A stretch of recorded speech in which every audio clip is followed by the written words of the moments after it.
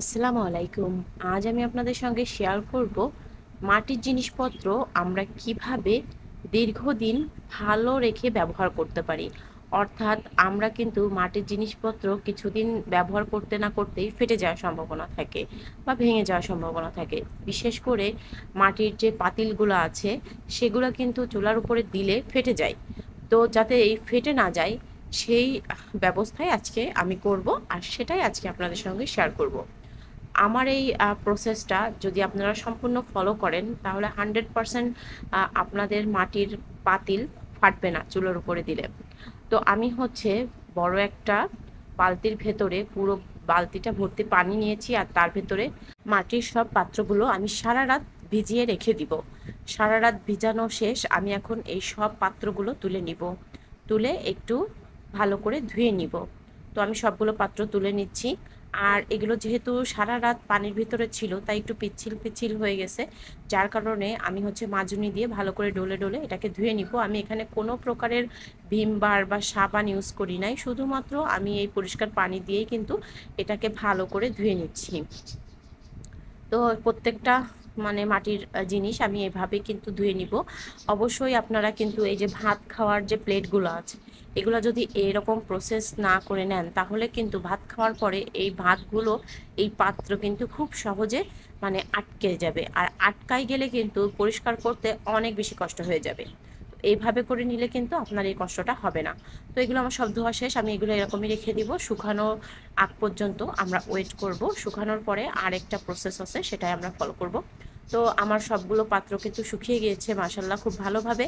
এখন হচ্ছে আমি এই প্রত্যেকটা পাত্রতে আমি হচ্ছে সরিষার তেল দিব।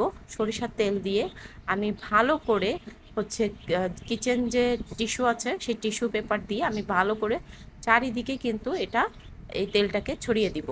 দেখতে পাচ্ছেন আমি কিভাবে দিচ্ছি।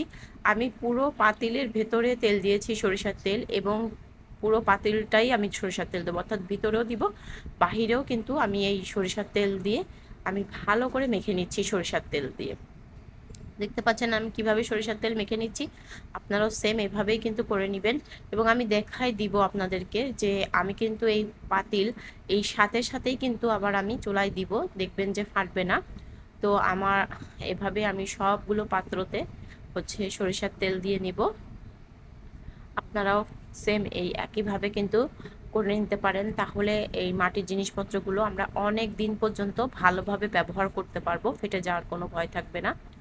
আর বিশেষ করে এই পাতিলগুলোই কিন্তু ফেটে যায়, চুলার উপরে দিলেই কিন্তু সাথে সাথে ফেটে যাওয়ার সম্ভাবনা থাকে। আর এই পাতিলে কিন্তু ভাত রান্না করতে পারবেন, ডাউল রান্না করতে পারবেন। আমি আজকে এটার ভেতরে মাংস রান্না করব।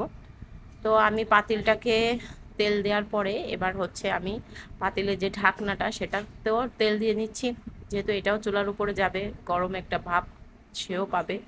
তাকেও ভালো করে তেল মাখিয়ে নিলাম। আর প্লেটেও আমি উপর পাশটাতে শুধু তেল মাখাবো, যেহেতু এটা চুলার উপর যাবে না তাই এটাকে আর বাহির পাশটাতে আমি আর তেল মাখালাম না। তো এই তেল মাখানো পাত্রগুলোকেও আমি একটু শুকিয়ে নিব। আমি সবগুলো এভাবে রেখে দিব যাতে এই তেলটাও শুকিয়ে যায়।